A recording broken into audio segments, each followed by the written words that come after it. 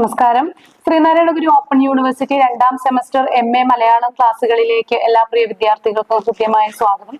നമ്മൾ ഇന്ന് നിരൂപണ സാഹിത്യം എന്ന പേപ്പറിലെ ആദ്യ ബ്ലോക്കിലെ രണ്ടാമത്തെ യൂണിറ്റ് ആണ് ചർച്ച ചെയ്യുന്നത്. നമ്മുടെ രണ്ടാമത്തെ യൂണിറ്റ് മലയാള നിരൂപണ സാഹിത്യം ആദ്യഘട്ടം. ഇവിടെ നമ്മൾ പഠിക്കുന്നത് മലയാള സാഹിത്യത്തിന്റെ ഒരു പരിണാമ ദശയിലുള്ള ആദ്യ ഘട്ടത്തെ കുറിച്ചാണ് ഈ ഒരു യൂണിറ്റിൽ നമ്മൾ ഡിസ്കസ് ചെയ്യുന്നത്.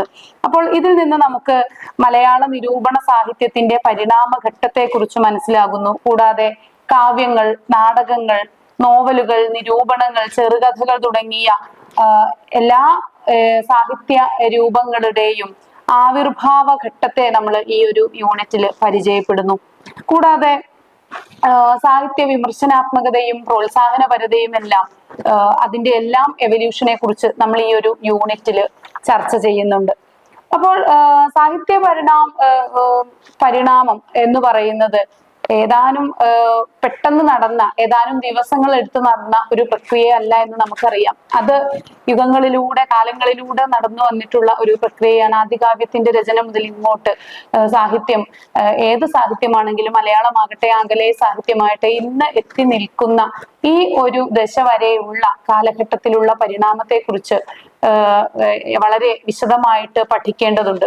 അപ്പോൾ ഇത്തരം ഒരു സാഹിത്യ പരിണാമത്തിന്റെ പരമ്പരാഗതവും പാശ്ചാത്യവുമായിട്ടുള്ള പ്രേരണകൾ എന്തെല്ലാമാണ്, അതിന്റെ വിവിധ തരത്തിലുള്ള ഉത്കർഷകൾ എന്തൊക്കെയാണ് തുടങ്ങിയ കാര്യങ്ങളാണ് ഈ ഒരു യൂണിറ്റിൽ നമ്മൾ ചർച്ച ചെയ്യുന്നത്. അപ്പോൾ ഇംഗ്ലീഷിൽ നിന്നും സംസ്കൃതത്തിൽ നിന്നുമുള്ള പരിഭാഷകളും അതുപോലെ സംഗീത നാടകങ്ങളും പുരാണ കഥകളും നാടകീയമായിട്ടുള്ള ആവിഷ്കരണ കലകളും അതിന്റെ എല്ലാം ഒരു സ്വാതന്ത്ര്യാനന്തരം ഇന്ത്യയിൽ ഉണ്ടായിട്ടുള്ള ഇത്തരം സവിശേഷമായിട്ടുള്ള പ്രത്യേകമായിട്ടുള്ള ഭാഷാപരമായിട്ടുള്ള വിശേഷങ്ങളും എല്ലാം ഉൾക്കൊള്ളുന്നതാണ് ഈ നിരൂപണ സാഹിത്യകലയുടെ പരിണാമം എന്നതുകൊണ്ട് അർത്ഥമാക്കുന്നത്. അപ്പോൾ ഇതില് പല തരത്തിലുള്ള നിരൂപണ സാഹിത്യം നമുക്കറിയാം. നമ്മൾ എന്താണ് നിരൂപണ സാഹിത്യം എന്ന് പറയുന്നത്? ഒരു കൃതി വായിച്ച് അതിനെ നിരൂപിച്ച് അതിനെ ഉപാസിച്ച് അതുമായിട്ട് ബന്ധപ്പെട്ട് അതിന്റെ നാനാവശങ്ങളെ കുറിച്ച് ചർച്ച ചെയ്യുന്ന മറ്റൊരു പുനഃസൃഷ്ടി എന്ന് വേണമെങ്കിൽ നമുക്ക് ഒരു നിരൂപണത്തെ പറയാനായിട്ട് സാധിക്കും. അപ്പോൾ നിരൂപണ സാഹിത്യത്തിന്റെ പരിണാമത്തിൽ നമുക്ക് നിരൂപണത്തിന്റെ പല സവിശേഷമായ രീതികളെ കുറിച്ച് കാണാനായിട്ട് സാധിക്കും. നിരൂപണത്തിന്റെ പല വിശേഷാൽ രീതികളും ഈ ഒരു കാലഘട്ടത്തില് പ്രചാരം നേടുകയുണ്ടായി. അതിലൊന്നാണ് പ്രോത്സാഹന നിരൂപണം എന്ന് പറയുന്നത്. പ്രോത്സാഹന നിരൂപണം എന്ന് പറയുമ്പോൾ നമുക്ക് ഏറ്റവും ലളിതമായിട്ട് പറഞ്ഞാൽ ഒരു കൃതിയുടെ നല്ല വശങ്ങൾ മാത്രം പറഞ്ഞുകൊണ്ട് അതിന്റെ ഗുണവശങ്ങളെ മാത്രം പ്രകീർത്തിച്ചുകൊണ്ട് എഴുതുന്നതാണ്, അല്ലെങ്കിൽ അങ്ങനെ ആ രീതിയിൽ വർണ്ണിക്കുന്നതാണ് പ്രോത്സാഹന നിരൂപണം. എന്നാൽ നിരൂപണം പൂർണ്ണമാകണമെങ്കിൽ അത് മാത്രം പോരാ എന്ന് നമുക്കറിയാം. അതിന്റെ എല്ലാ വശങ്ങളും ചർച്ച ചെയ്യണം, വിമർശനാത്മകമായ വിലയിരുത്തലുകൾ എല്ലാം വേണം. എന്നാൽ ഇതൊന്നുമില്ലാതെ പ്രോത്സാഹന നിരൂപണം അതിന്റെ ഗുണവശങ്ങളെ മാത്രം ചർച്ച ചെയ്യുന്നതാണ്. ഇനി മറ്റൊന്നാണ് വ്യാഖ്യാന പദ്ധതി. നമ്മുടെ ഈ ഒരു ഭാഗത്ത് ചർച്ച ചെയ്യുന്ന മറ്റൊരു പോയിന്റ് ആണ് വ്യാഖ്യാന പദ്ധതി. വ്യാഖ്യാനം സാഹിത്യകൃതിയുടെ സ്വഭാവത്തെ വായനക്കാരന് മനസ്സിലാക്കി കൊടുക്കുന്നു. എന്നാൽ അതിനാൽ തന്നെ ഇതില് വിമർശനത്തില് സവിശേഷമായ ഒരു സ്ഥാനം വ്യാഖ്യാനത്തിനുണ്ട്. വ്യാഖ്യാനം പലപ്പോഴും അനുവാചകന് ഒറ്റ വായനയിൽ പിടികിട്ടാത്ത പല അന്തരാർത്ഥങ്ങളും അതിലേക്ക് വിരൽ ചൂണ്ടുന്നതാണ് നിരൂപണ സാഹിത്യം എന്ന് പറയുന്നത്. ഒറ്റ വായനയിൽ വായിച്ചു പോകുമ്പോൾ നമുക്ക് കിട്ടുന്ന അർത്ഥങ്ങളെക്കാളും എത്രയോ ഗഹനമായിട്ടുള്ള അർത്ഥങ്ങളെ ഒരു വാക്കുപോലും ധ്വനിപ്പിക്കുന്നുണ്ടാവാം. അപ്പോൾ അതിലേക്ക് അനുവാചകനെ കൊണ്ടുപോകുന്നതാണ് ഈ വ്യാഖ്യാന പദ്ധതി എന്നതുകൊണ്ട് അർത്ഥമാക്കുന്നത്. പലപ്പോഴും വൈക്കം മുഹമ്മദ് ബഷീറിന്റെ ബാല്യകാല സഖി എന്ന ആ ഒരു ഗ്രന്ഥം വായിക്കുമ്പോൾ നമുക്ക് പിടികിട്ടാത്ത പല അംശങ്ങളും നമ്മളെ MP പോൾ എന്ന മഹാനായ നിരൂപണ സാഹിത്യത്തിന്റെ കുലപതിയായിട്ടുള്ള അദ്ദേഹം നമ്മളെ ബോധ്യപ്പെടുത്തി തന്നിട്ടുണ്ട്. അപ്പോൾ ഇതിൽ നിന്ന് ഈ വ്യാഖ്യാനം വളരെ പ്രധാനമാണ് എന്ന് നമുക്ക് മനസ്സിലാക്കാനായിട്ട് സാധിക്കും.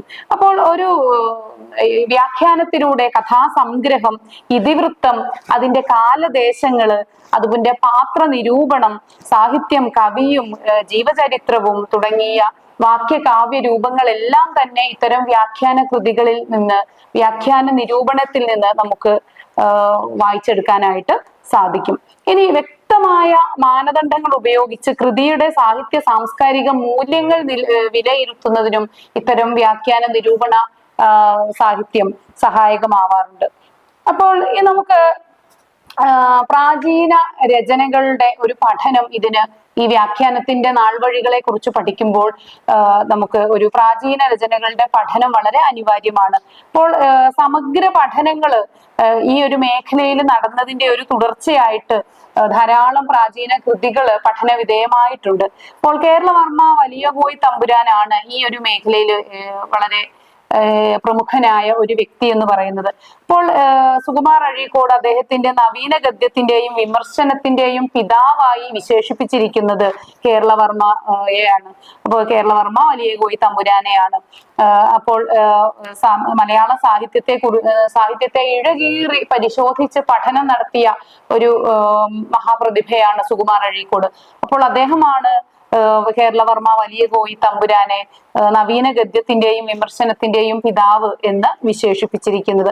അപ്പോൾ കേരളവർമ്മയുടെ ഈ ഒരു വിമർശന ബുദ്ധിയെ പറ്റി പൊതുവില് ഒരു വിശേഷ അഭിപ്രായമൊന്നും അല്ലെങ്കിൽ പോലും വടക്കുംകൂറും ഉള്ളൂരും അദ്ദേഹത്തിന്റെ വിമർശനത്തെ കുറിച്ച് വലിയ മതിപ്പുള്ള കമന്റുകൾ പറഞ്ഞിട്ടുണ്ട് എന്ന് ഓർത്തിരിക്കുക.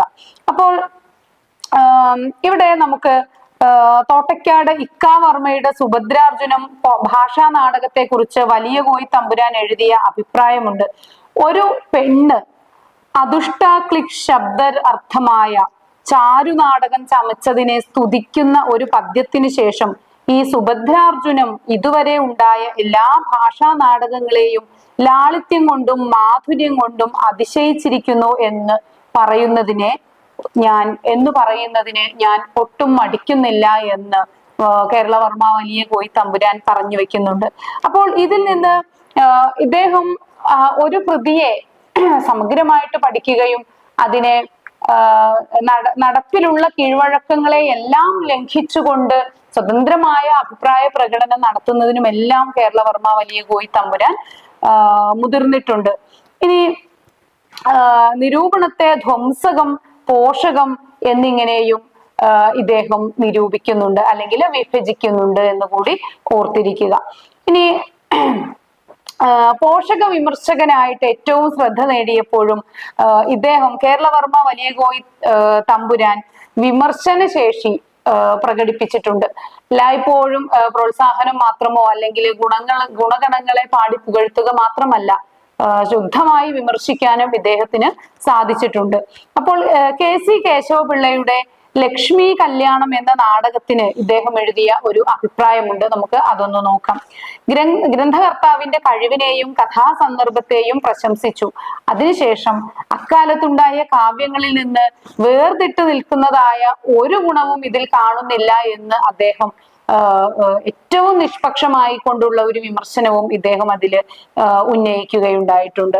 അതുപോലെ ഭാഷാ സാഹിത്യത്തില് മഹാകാവ്യ ലക്ഷണങ്ങൾ തികഞ്ഞിട്ടുള്ള ഒരു കൃതി ഇതുവരെ പൂർത്തിയായി വെളിയിൽ വന്നിട്ടില്ല എന്നും അദ്ദേഹത്തിന്റെ ഏറ്റവും നിഷ്പക്ഷമായിട്ടുള്ള ഒരു അഭിപ്രായ പ്രകടനം കൂടി ഈ മേഖലയിൽ കാഴ്ചവെച്ചു. ഇനി നമ്മൾ നോക്കുന്നത് CP അച്യുതമേനോനെ കുറിച്ചാണ്.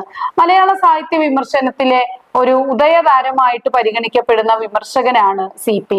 അപ്പോൾ CP അച്യുതമേനോൻ ഭാഷയില് വളരെ സജീവവും അതുപോലെ നിഷ്കർഷവുമായിട്ടുള്ള വിമർശന പ്രസ്ഥാനത്തിന്റെ ഉപജ്ഞാതാവായിട്ട് ഉള്ളൂര് ഇദ്ദേഹത്തെ കുറിച്ച് പറഞ്ഞിട്ടുണ്ട്. ഇനി ഇദ്ദേഹത്തിന്റെ വിമർശനങ്ങള് മലയാള സാഹിത്യത്തില് എക്കാലവും എടുത്തു പറയുന്നതായിട്ടുള്ള ഒരു വിമർശനമാണ് CPയുടേത്, CP അച്യുതമേനോന്റേത്. ഇനി ഇദ്ദേഹം മലയാള ഭാഷയെയും മലയാള സാഹിത്യത്തെയും വളരെ കൃത്യമായ സ്കെയില് വെച്ച് പഠിച്ചിട്ടുള്ള ഒരു വ്യക്തിയാണ് CP. അദ്ദേഹത്തിന്റെ ഒരു മാസിക പ്രസിദ്ധീകരണം ഉണ്ടായിരുന്നു. ആ മാസികയില് വിദ്യാവിനോദിനി എന്ന തന്റെ മാസികയില് ഇദ്ദേഹം ഓരോ കൃതിയും മലയാളത്തില് അന്നോളമുള്ള ഇറങ്ങിക്കൊണ്ടിരിക്കുന്ന പ്രധാനികളായ കവികളുടെ എല്ലാം തന്നെ കൃതികളെ കുറിച്ച് ഇദ്ദേഹം വിശദമായ പഠനങ്ങൾ സംഘടിപ്പിക്കുകയും വിവിധ വിജ്ഞാന മേഖലകളെ കുറിച്ചുള്ള ഉപന്യാസങ്ങൾ അദ്ദേഹം ഈ വിദ്യാവിനോദിനി എന്ന മാസിക വഴി പുറത്തു കൊണ്ടുവരികയും പബ്ലിഷ് ചെയ്യുകയും ഒക്കെ ചെയ്തിട്ടുണ്ട്. വിവിധ വിഷയങ്ങളെ സംബന്ധിക്കുന്ന വിജ്ഞാനപ്രദമായിട്ടുള്ള നിരൂപണങ്ങൾ ഇദ്ദേഹത്തിന്റെ ഒരു പ്രത്യേകതയായിരുന്നു. ഇനി ഇദ്ദേഹം സ്വന്തം വിദ്യാവിനോദിനിയിൽ തന്നെ എഴുതി പ്രസിദ്ധീകരിക്കുകയും ചെയ്തു. അപ്പോൾ അദ്ദേഹം ഇത്തരം പ്രസിദ്ധീകരണങ്ങൾ നടത്തുന്നത് ആധുനിക സാഹിത്യ വിമർശനത്തിന് ഒരു അടിത്തറ പാവുകയാണ് ചെയ്തത്. അപ്പോൾ CP-യുടെ പേര് എന്നും തങ്കലിപികളിൽ രേഖപ്പെടുത്തപ്പെട്ടിട്ടുണ്ട്. കാരണം ഇദ്ദേഹം മലയാളത്തില് സാഹിത്യ വിമർശനത്തിന് വ്യക്തമായ അടിത്തറ പാകിയ ഒരു വ്യക്തിയാണെന്ന് കൂടി ഓർത്തിരിക്കുക. അപ്പോൾ ഇദ്ദേഹം വിദ്യാവിനോദിനിയുടെ ആദ്യ ലക്കത്തില് മലയാള കവിതയെ കുറിച്ചുള്ള നിരൂപണപരമായിട്ടുള്ള ഒരു ലേഖനം എഴുതി. ഇതാണ് മലയാള കവിത എന്ന പേരിലാണ് ആ ഒരു നിരൂപണം എഴുതിയത്. അപ്പോൾ ഈ ലേഖനത്തിൽ, അതായത് മലയാള കവിത എന്ന ഈ ലേഖനത്തില് അദ്ദേഹത്തിന്റെ അഭിരുചിക്കും അതുപോലെ തന്നെ സാഹിത്യത്തിലെ പൊതുവായിട്ടുള്ള പ്രമാണങ്ങൾക്കും ഒരേ പ്രാധാന്യം നൽകിക്കൊണ്ടുള്ള ഒരു ശൈലിയാണ് അദ്ദേഹം കൈക്കൊണ്ടിട്ടുള്ളത്. ഇനി പിന്നീട് ഈ ഒരു കാലഘട്ടത്തിലെ, ഇത് മലയാളത്തിന്റെ ഒരു ശൈശവകാലമാണ്, ബാല്യകാലമാണ്. ഈ ഒരു കാലഘട്ടത്തിന് ശേഷം വരുന്ന കുന്തലത എന്ന നിരൂപണവും, കുന്തലതയെ കുറിച്ച് അദ്ദേഹം നടത്തിയ നിരൂപണം, അതുപോലെ കല്യാണി നാടകത്തെ കുറിച്ച് അദ്ദേഹം നടത്തിയ നിരൂപണവും ഒക്കെ CP-യുടെ ഈ ഒരു മേഖലയിലുള്ള, നിരൂപണ മേഖലയിലുള്ള പാണ്ഡിത്യം വെളിപ്പെടുത്തുന്നതായിരുന്നു. ഇനി യാതൊരു തര വിട്ടുവീഴ്ചയ്ക്കും തയ്യാറാകാതെ വളരെ കർക്കശമായ അളവുകോലുകളാണ് ഇദ്ദേഹം വിമർശന സാഹിത്യത്തില് ഉപയോഗപ്പെടുത്തിയത്. ഇനി ഇദ്ദേഹം എന്നാൽ വെറും ദോഷം പറയുക എന്നുള്ളതായിരുന്നില്ല ഇദ്ദേഹത്തിന്റെ ഒരു രീതി. ദോഷം പറഞ്ഞു പോകുന്നതിനപ്പുറത്തേക്ക് ഒരു കൃത്യമായിട്ടുള്ള ഒരു നിർവചനങ്ങള് അല്ലെങ്കിൽ കൃത്യമായിട്ടുള്ള ഒരു സമീപനങ്ങളാണ് ഇദ്ദേഹം ഈ ഒരു മേഖലയിൽ സ്വീകരിച്ചിട്ടുള്ളത്. അപ്പോൾ ഇദ്ദേഹം ശങ്കരവാര്യരുടെ കഥാമഞ്ജരിയെയും അതുപോലെ മനോരമ വിജയത്തെയും ഒക്കെ CP വ്യക്തമായി പഠിക്കുകയും അതേ വിമർശിക്കുകയും ചെയ്തിട്ടുണ്ട്. ഇത് വളരെ ആരോഗ്യകരമായ രീതിയിലുള്ള ഒരു വിമർശന രീതിയാണ് ഇദ്ദേഹം ഫോളോ ചെയ്തത്. കൊടുങ്ങല്ലൂർ കൊച്ചുണ്ണി തമ്പുരാന്റെ കല്യാണി നാടകത്തെ ഇദ്ദേഹം നിരൂപണം ചെയ്യുമ്പോൾ ഒരു അപൂർവത എന്ന വാക്ക് പ്രയോഗിക്കുന്നതില് മലയാള വിമർശനത്തില് പുതിയൊരു ദർശന അവതരണം കൂടി ഇദ്ദേഹം നടത്തുകയുണ്ടായി. ആ കല്യാണി എന്ന കൃതിയിൽ ഒരു അപൂർവത അദ്ദേഹം ദർശിക്കുന്നു. അത് വിമർശനം എപ്പോഴാണ് വിമർശനം ആരോഗ്യകരമായ വിമർശനമാകുന്നത്? അത് വളരെ നിഷ്പക്ഷനായി നിന്നുകൊണ്ട് ഒരു കൃതിയെ നോക്കിക്കാണാനും ആ ഒരു ചില്ലിലൂടെ നോക്കിക്കാണുമ്പോൾ മുൻവിധികൾ ഏതുമില്ലാതെ അല്ലെങ്കിൽ ചായ്വുകളൊന്നുമില്ലാതെ ഒരു വിജ്ഞാനത്തിന്റെ കണ്ണുകളിലൂടെ നോക്കിക്കാണുന്ന ഒരു രീതിയാണ് CP അവലംബിച്ചിട്ടുള്ളത്. ഇനി കലാസൃഷ്ടിയെ കുറിച്ചുള്ള ഉന്നതമായ ഒരു സങ്കല്പം വെച്ചു പുലർത്തിയ ഒരു കാവ്യദർശി കൂടിയായിരുന്നു ഇദ്ദേഹം. CP അക്കാലത്തെ സാഹിത്യകൃതികളിലെല്ലാം വ്യാപകമായിരുന്ന ഒരു നിർജീവമായിട്ടുള്ള അനുകരണ ശ്രമത്തെയൊക്കെ വിമർശിച്ചിട്ടുള്ള ഒരു വ്യക്തിയാണ്. എന്താണോ നടന്നുകൊണ്ടിരിക്കുന്നത് അതുപോലെ തന്നെ ഒരു സ്റ്റീരിയോ ടൈപ്പിക് ആയിട്ടുള്ള രചനാ രീതികളെ ഇദ്ദേഹം വിമർശിച്ചു. സ്വന്തമായിട്ടുള്ള പുതുമകൾ കൊണ്ടുവരുന്നതിനും അപൂർവതകളെയാണ്, നമ്മൾ നേരത്തെ പറഞ്ഞു കഴിഞ്ഞു, അപൂർവതകളെയാണ് CP ആശ്ലേഷിക്കുന്നത്, അല്ലെങ്കിൽ അപൂർവതകൾ കൊണ്ടുവരുന്നതിനെയാണ് അദ്ദേഹം അഭിനന്ദിക്കുന്നത്. അപ്പോൾ നിലവാരമില്ലാത്ത കൃതികളെ യാതൊരു ദാക്ഷിണ്യവുമില്ലാതെ കഠിനമായി വിമർശിക്കാൻ ഇദ്ദേഹം വിമർശിച്ചിരുന്നു. അപ്പൊ മികച്ച കൃതികളെ അംഗീകരിക്കാനും ഇതോടൊപ്പം തന്നെ അദ്ദേഹത്തിന് സാധിച്ചിരുന്നു. അപ്പോൾ ഇദ്ദേഹത്തിന്റെ വിമർശനവും അതുപോലെ ആശ്ലേഷവും അഭിനന്ദനവും എല്ലാം വളരെ ആരോഗ്യകരമായിരുന്നു എന്നുള്ളതാണ് നമ്മളിവിടെ മനസ്സിലാക്കേണ്ടത്. കൊന്നാനത്ത് പാറുക്കുട്ടി അമ്മയുടെ പ്രബോധ ചന്ദ്രോദയം പരിഭാഷ, KC കേശവപിള്ളയുടെ രാഘവമാധവം, കേരള വലിയോയി തമ്പുരാന്റെ മയൂര സന്ദേശം, ഇതെല്ലാം അദ്ദേഹം പ്രശംസിച്ചിട്ടുണ്ട്. ഇത്തരം കൃതികളെല്ലാം അദ്ദേഹത്തിന്റെ പ്രശംസയ്ക്ക് പാത്രമായിട്ടുള്ള കൃതികളാണെന്ന് ഓർത്തിരിക്കുക. അതുപോലെ തന്നെ പദ്യരൂപത്തിലുള്ള കൃതികൾ മാത്രമേ സാഹിത്യപരിധിയിൽ ഉൾപ്പെടുകയുള്ളൂ എന്ന അക്കാലത്തെ, അതിൽ അന്ന് സമകാലികമായിട്ടുള്ള ആ ഒരു ചിന്തയെ ഇദ്ദേഹം നിരാകരിച്ചു. ഗദ്യത്തിന് ജീവസുറ്റ ഒരു മുഖമുണ്ട് എന്ന് തിരിച്ചറിഞ്ഞ് അതിനെ പ്രോത്സാഹിപ്പിക്കുക കൂടി അദ്ദേഹം ചെയ്തിട്ടുണ്ട്. ഇനി നമ്മൾ പുതിയ മറ്റൊരു നിരൂപകൻ, അതായത് നെടിയം വീട്ടിൽ ബാലകൃഷ്ണ മേനോൻ എന്ന ഒരു നിരൂപകനെ കുറിച്ചാണ് ഇനി നമ്മൾ ചർച്ച ചെയ്യുന്നത്. അപ്പോൾ നോവൽ എന്ന ഒരു ശാഖയെ കുറിച്ച് ബാലകൃഷ്ണ മേനോൻ തയ്യാറാക്കിയ ഒരു സൈദ്ധാന്തിക പ്രബന്ധ വശങ്ങളാണ് ഇദ്ദേഹത്തെ മലയാള നിരൂപണ സാഹിത്യ ലോകത്ത് വേറിട്ട് നിർത്തുന്നത്. ഭാഷാഭൂഷണിയിലെ പ്രധാനപ്പെട്ട ഒരു ഗദ്യ ലേഖകനായിരുന്നു നെടിയം വീട്ടിൽ ബാലകൃഷ്ണ മേനോൻ. 1880കളില് നോവൽ, നാടകം എന്നീ ആധുനികമായിട്ടുള്ള സാഹിത്യ രൂപങ്ങള് ഇവിടെ ഉണ്ടായി. അതായത് കൈരളിയിലുണ്ടായി, മലയാള ഭാഷയിൽ ഉണ്ടായി. ഇതിന് ഉടനെ തന്നെ അവയെക്കുറിച്ചുള്ള നിരൂപണങ്ങളും മലയാളത്തിൽ രചിക്കപ്പെട്ടു എന്നതാണ് ഏറ്റവും വിസ്മയകരമായ കാര്യം എന്ന് പറയുന്നത്. കാരണം നമ്മള് സച്ചിദാനന്ദൻ മലയാളത്തെ കുറിച്ച് എഴുതിയതുപോലെ ഇല മുളച്ചപാട് ഇളനീർ കാഴ്ച ഒരു മലയാളം അല്ലെങ്കിൽ ഒരു കൈരളിയായിരുന്നു. അപ്പോൾ ഭാഷയിലെ പുതിയ രചനാ സങ്കേതങ്ങൾ രൂപം കൊണ്ട് ഉടനെ തന്നെ അവയെ കുറിച്ചുള്ള നിരൂപണ കൃതികൾ കൂടി രചിക്കപ്പെട്ടു എന്നത് നമ്മുടെ ഒരു വൈശിഷ്ട്യം, മലയാള ഭാഷയുടെയും അതുപോലെ മലയാള ഭാഷയിലെ സാഹിത്യ പ്രവർത്തകരുടെയും ഒരു വൈശിഷ്ട്യം വെളിവാക്കുന്നതാണ്. ഇനി ഇദ്ദേഹം നോവലിനെ കുറിച്ച് ഒരുപാട് നിരൂപണങ്ങൾ എഴുതിയിരുന്നു. സാഹിത്യത്തിലെ പൊതുവെയും എല്ലാ സാഹിത്യ ശാഖകളെ കുറിച്ച് ആഴത്തിലും, പ്രത്യേകിച്ച് നോവൽ ശാഖയെ കുറിച്ച് ആഴത്തിലും ഇദ്ദേഹം പഠനം നടത്തിയിട്ടുണ്ട്. നോവൽ എന്ന വാക്കിന്റെ തന്നെ അർത്ഥം ന്യൂ അല്ലെങ്കിൽ പുതിയത് എന്നാണ്. അപ്പോൾ ഒരു പുതിയ ശാഖയായിട്ട് നോവൽ സാഹിത്യം മുന്നോട്ട് വന്നപ്പോൾ, അല്ലെങ്കിൽ അത് ഉയർന്നു വന്നപ്പോൾ അതിനെക്കുറിച്ച് പഠനം സംഘടിപ്പിക്കുക എന്നത് ഇദ്ദേഹത്തിന് വളരെ താല്പര്യപൂർവ്വം ഇദ്ദേഹം നടത്തിയ ഒരു ശ്രമങ്ങളായിരുന്നു. ഇനി മറ്റൊരു നിരൂപകനാണ് AR രാജരാജവർമ്മ. വളരെ പരിഷ്കരണ ഉന്മുഖമായിട്ടുള്ള, മൗലികമായിട്ടുള്ള വീക്ഷണങ്ങളിലൂടെയാണ് AR രാജരാജവർമ്മ സാഹിത്യത്തെ സമീപിച്ചത്. സ്വതന്ത്ര ചിന്തയിലൂടെ വിജ്ഞാനാത്മകമായിട്ടുള്ള അല്ലെങ്കിൽ വിമർശന പരതയുള്ള ഒരു രചനാ രീതിയാണ് ഇദ്ദേഹം നിരൂപണ സാഹിത്യത്തില് ഇദ്ദേഹം പിന്തുടർന്നു പോകുന്നത്.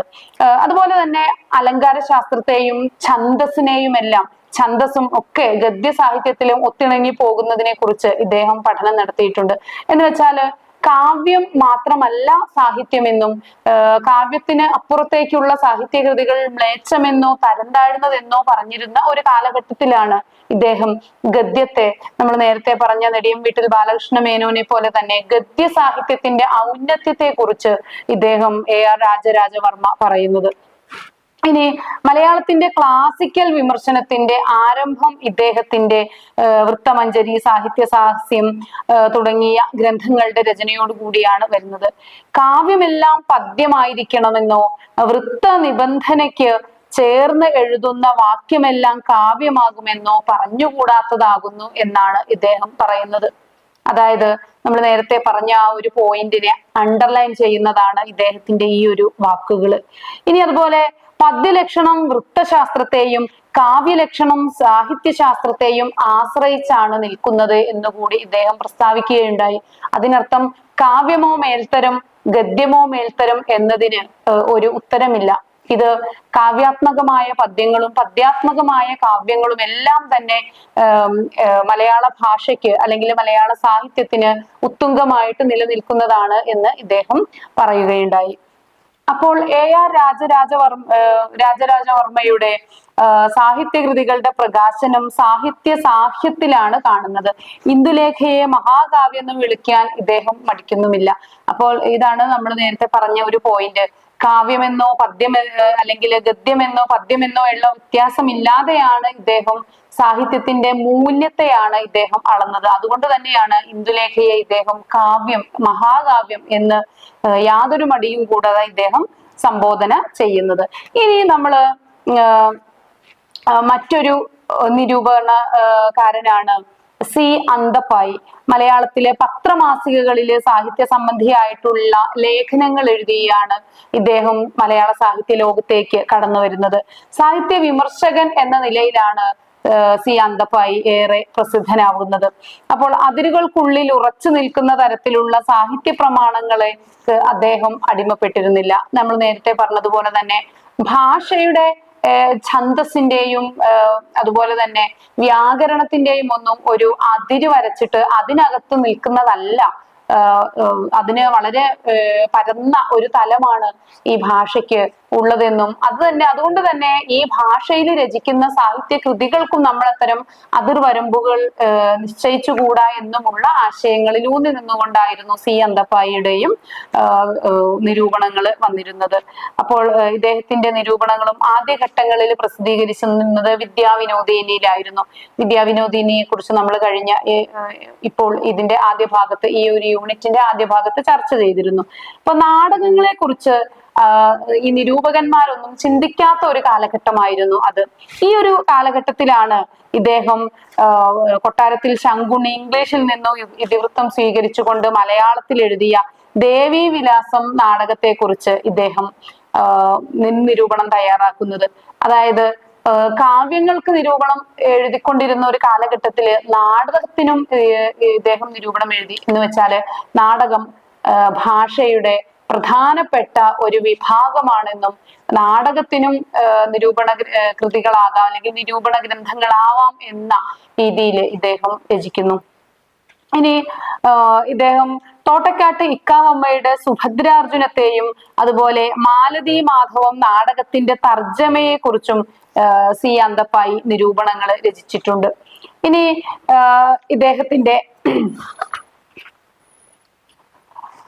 ഇദ്ദേഹം സാഹിത്യകൃതികൾക്ക് ഒരു പത്രഭാഷയിലുള്ള ഒരു ഭാഷ്യം കൽപ്പിച്ചതിൽ കൂടി ഇദ്ദേഹം പ്രസിദ്ധനാവുകയുണ്ടായി. സി അന്തപ്പായി അദ്ദേഹം രംഗത്ത് അല്ലെങ്കിൽ പത്രപ്രവർത്തന രംഗത്തും സാഹിത്യ നിരൂപണ രംഗത്തുമാണ് ഇദ്ദേഹത്തിന്റെ പ്രശസ്തി ഇരിക്കുന്നത്. അപ്പോൾ സാഹിത്യത്തിന് ഒരു പത്രഭാഷ ചമയ്ക്കുന്ന അല്ലെങ്കിൽ പത്രഭാഷ്യം ചമയ്ക്കുന്നതിൽ കൂടി സി അന്തപ്പായി അദ്ദേഹത്തിന്റെ പ്രശസ്തി നേടിയിട്ടുണ്ട്. ഇനി സാഹിത്യ പഞ്ചാനനൻ പണ്ഡിതനും ഗവേഷകനുമായിട്ടുള്ള ഒരു നിരൂപകനായിരുന്നു സാഹിത്യ പഞ്ചാനൻ. പി.കെ. നാരായണപിള്ള എന്നാണ് അദ്ദേഹത്തിന്റെ പൂർണ്ണനാമധേയം. സാഹിത്യ പഞ്ചാനനൻ എന്നാണ് മലയാള സാഹിത്യ കുടുംബത്തിൽ അദ്ദേഹം അറിയപ്പെടുന്നത്. അപ്പോൾ അദ്ദേഹത്തിന് പൗരസ്ത്യ കാവ്യ മേഖലകളിലെല്ലാം വളരെ പ്രാവീണ്യമുള്ള ഒരു വ്യക്തിത്വമായിരുന്നു സാഹിത്യ പഞ്ചാനനൻ.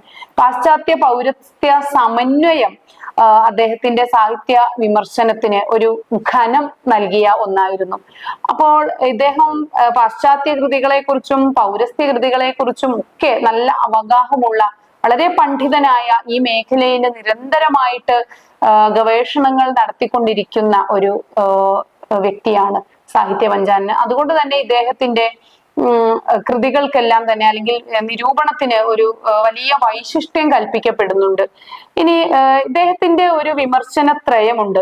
അതായത് വിജ്ഞാനരഞ്ജിനി, പ്രസംഗതരംഗിണി, പ്രബന്ധ കൽപ്പലതിക, ഇവ മൂന്നും വളരെ പ്രധാനപ്പെട്ട മലയാളത്തിലെ ഇദ്ദേഹത്തിന് സാഹിത്യ പഞ്ചാനനൻ എന്ന ആ ഒരു നാമധേയത്തിന് ഇദ്ദേഹത്തെ അർഹനാക്കുന്ന പ്രധാനപ്പെട്ട 3 വിമർശനത്രയമാണ് വിജ്ഞാനരഞ്ജിനി, പ്രസംഗതരംഗിണി, പ്രബന്ധ കൽപ്പലതിക എന്നിവ. അപ്പോൾ എന്നീ 3 ഗ്രന്ഥങ്ങളില് പ്രധാനപ്പെട്ട കൃതികളില് ഇദ്ദേഹം മലയാള സാഹിത്യ നിരൂപണത്തിന് നൽകിയ സംഭാവന ഈ 3 കൃതികൾ വായിക്കുമ്പോൾ അല്ലെങ്കിൽ ഈ 3 കൃതികളിലൂടെ തന്നെ നമുക്ക് ഉദാഹരിക്കാവുന്നതാണ്. ഇനി ചെറുശ്ശേരി എഴുത്തച്ഛൻ, കുഞ്ചൻ നമ്പ്യാർ എന്നീ പ്രാചീന കവിത്രയങ്ങളെ കുറിച്ചുള്ളതാണ് നമ്മളിപ്പോൾ പരിചയപ്പെട്ട ഈ 3 അന്വേഷണാത്മകമായിട്ടുള്ള അല്ലെങ്കിൽ ഗവേഷണ ആത്മകമായിട്ടുള്ള ഈ പറയുന്ന 3 ഗ്രന്ഥങ്ങൾ. ഇനി അദ്ദേഹത്തിന്റെ നിരൂപണങ്ങൾക്ക് ഗവേഷണ മൂല്യവും ഒരു താരതമ്യ സ്വഭാവമുണ്ട്. പ്രാചീന കവിത്രയത്തെ അവരുടെ സാഹിത്യ വാസനയുടെ അടിസ്ഥാനത്തിൽ താരതമ്യം ചെയ്ത് പഠനത്തിന് വിധേയമാക്കുന്ന ഒരു രീതിയാണ് സാഹിത്യ പഞ്ചാനനൻ നാരായണപിള്ള അനുഷ്ഠിച്ചു പോകുന്നത്. ഇനി ഇദ്ദേഹം ഈ മൂവർ സംഘം, അതായത് ചെറുശ്ശേരിയും എഴുത്തച്ഛനും കുഞ്ചൻ നമ്പ്യാരും പ്രാചീന മലയാള കവിതയിലെ ദീപസ്തംഭങ്ങളാണെന്ന് മനസ്സിലാക്കിയിട്ട് പോലും ഇവരെ കർക്കശമായി വിമർശിക്കാൻ അദ്ദേഹം മടിച്ചില്ല അതായത് ഈ മൂന്ന് പ്രകാശ ഗോപുരങ്ങളാണ് മലയാള സാഹിത്യത്തിലെ മൂന്ന് ദീപസ്തംഭങ്ങളാണ് ഇവർ. അപ്പോൾ ഇവരെ തൊടാൻ മടിക്കുന്ന രീതിയിലാണ് മറ്റു വിമർശകരും മറ്റു സാഹിത്യ നിരൂപകരും എല്ലാം പെരുമാറിയിട്ടുള്ളത്. എന്നാൽ യാതൊരു മടിയും കൂടാതെ നമ്മളുടെ മലയാളത്തിന്റെ കുലപതികളായ ഈ പ്രാചീന കവിത്രയത്തെ യാതൊരു ദാക്ഷിണ്യവും ഇല്ലാതെ വിമർശിക്കുക കൂടി ഇദ്ദേഹം ചെയ്തിട്ടുണ്ട്. അപ്പോൾ അത് അദ്ദേഹത്തിന്റെ ഈ ഒരു മേഖലയിലെ സാഹിത്യ നിരൂപക മേഖലയിലെ അദ്ദേഹത്തിന്റെ സ്ഥൈര്യവും അതുപോലെ ധൈര്യവും പ്രകടമാക്കുന്നതായിരുന്നു. ഇനി നമ്മള് കുമാരനാശാൻ, നിരൂപണത്തിന്റെ ധർമ്മവും രീതിയും അറിയുന്ന ഒരു കവിയായിരുന്നു കുമാരനാശാൻ. അപ്പോൾ AR മലയാള സാഹിത്യത്തിന് നൽകിയ സംഭാവന എന്തെന്ന് പ്രരോദനത്തിലൂടെ ആശാൻ വളരെ വ്യക്തമായിട്ട് പറഞ്ഞു വെക്കുന്നുണ്ട്. അദ്ദേഹത്തിന്റെ ആദർശധർമാത്മകമായ ജീവിതവും കാവ്യ ജീവിതത്തെ കുറിച്ചുമാണല്ലോ പ്രരോദനം എന്ന കവിതയിൽ അദ്ദേഹം ഉടനീളം എഴുതുന്നത്. അപ്പോൾ ഈ ഒരു കവിതയിലെ സാഹിത്യാഭിരുചിക്ക് സമാനമാണ് കവിതയിൽ പറയുന്ന രുചി. തെറ്റിപ്പോകുന്ന സാഹിത്യാഭിരുചിയെ ശക്തിപ്പെടുത്തിയെടുക്കുക എന്നത് സാഹിത്യ വിമർശനത്തിന്റെ മുഖ്യ പ്രയോജനങ്ങളിൽ ഒന്നായിട്ട് ഇദ്ദേഹം ചൂണ്ടിക്കാണിക്കുന്നുണ്ട്. ഇനി 1919 കേരളത്തിലെ ഒരു കവി, അതായത് കുമാരനാശാൻ, ആധുനികമായ വിമർശന തത്വം ഒരു കവിതയിലൂടെ ആവിഷ്കരിച്ചു എന്ന് സുകുമാർ അഴീക്കോട് ഇദ്ദേഹത്തെ കുറിച്ച്, കുമാരനാശാനെ കുറിച്ച് അദ്ദേഹം എഴുതിയിട്ടുണ്ട്. ഇനി സ്വന്തം കവിതയിൽ ഉദാത്തമായിട്ടുള്ള തത്വചിന്ത നിറച്ച, പലപ്പോഴും അല്പം വിമർശനാത്മകമായിട്ട് ഇദ്ദേഹത്തിന്റെ കവിതകൾ, ആശാൻ കവിതകൾ വിമർശിക്കപ്പെടുന്ന അതിന്റെ ദുർഗ്രാഹ്യത കൊണ്ടാണ്. തത്വചിന്താപരമായിട്ടുള്ള അദ്ദേഹത്തിന്റെ കൃതികൾ പലപ്പോഴും ദുർഗ്രാഹ്യതയുടെ പേരിൽ വിമർശിക്കപ്പെടാറുണ്ട്. എന്നാൽ വളരെ നിർമ്മലമായിട്ടുള്ള രീതിയിൽ ഇദ്ദേഹം മറ്റു കൃതികൾ പഠനം നടത്തുകയും അതേക്കുറിച്ച് വളരെ സുതാര്യമായ ഒരു വിമർശന തന്ത്രങ്ങൾ പ്രയോഗിക്കുകയും അതുപോലെ തന്നെ നിരൂപണം നടത്തുകയും ഒക്കെ ഇദ്ദേഹം ചെയ്തിട്ടുണ്ട്. ഇനി വള്ളത്തോൾ, കുമാരനാശാനേക്കാൾ കൂടുതൽ നിരൂപണങ്ങൾ വള്ളത്തോൾ എഴുതിയിട്ടുണ്ട്. ആശാനേക്കാളും ഈ മേഖലയിൽ പ്രാഗൽഭ്യം തെളിയിച്ച അല്ലെങ്കിൽ കൂടുതൽ നിരൂപണ ഗ്രന്ഥങ്ങൾ എഴുതിയിട്ടുള്ളത് ഇദ്ദേഹമാണ്, വള്ളത്തോളാണ്. ഒരു പുസ്തക നിരൂപണം എന്ന നില വിട്ടുകൊണ്ട് സാഹിത്യ വിമർശനത്തിലേക്കാണ് വള്ളത്തോൾ തുനിഞ്ഞത്. അതായത് ഏതെങ്കിലും ഒരു ഗ്രന്ഥത്തെ മുൻനിർത്തിക്കൊണ്ടുള്ള ഒരു രീതിക്ക് അപ്പുറത്തേക്ക് ഇദ്ദേഹം മൊത്തത്തിലുള്ള ഒരു മലയാള സാഹിത്യത്തിന്റെ ഒരു വിമർശനമാണ് വള്ളത്തോൾ കാഴ്ചവെച്ചത്. അപ്പോൾ ഇനി അടുത്ത ഒരു ഗ്രന്ഥകാരൻ എന്ന് പറയുന്നത് മൂർക്കോത്ത് കുമാരനാണ്. സാഹിത്യ രചന സഗൗരവം കണക്കിലെടുക്കുന്ന ഒരു വ്യക്തിയായിരുന്നു മൂർക്കോത്ത് കുമാരൻ. ഇദ്ദേഹം ഉപന്യാസ രചനയിലും മുഴുകിയിട്ടുണ്ട്. അതുപോലെ തന്നെ സാഹിത്യ നിരൂപണത്തിലും തൽപരനായിരുന്നു ഇദ്ദേഹം.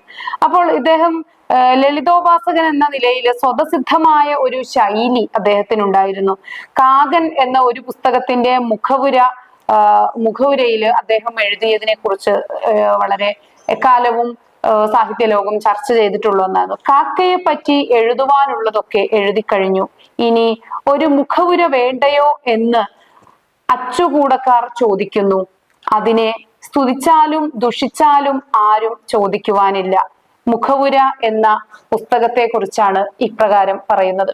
അപ്പോൾ ഇത്രയുമാണ് നമുക്ക് ഈ ഒരു യൂണിറ്റിൽ ചർച്ച ചെയ്യാനുള്ളത്. മലയാള സാഹിത്യത്തിന്റെ സാഹിത്യ നിരൂപണ സാഹിത്യത്തിന്റെ ഘട്ടങ്ങളെ കുറിച്ച്, അതിന്റെ വികാസത്തിന്റെ പരിണാമത്തിന്റെ ഘട്ടങ്ങളെ കുറിച്ചാണ് ഈ ഒരു യൂണിറ്റിൽ നമ്മൾ ചർച്ച ചെയ്യുന്നത്. നന്ദി.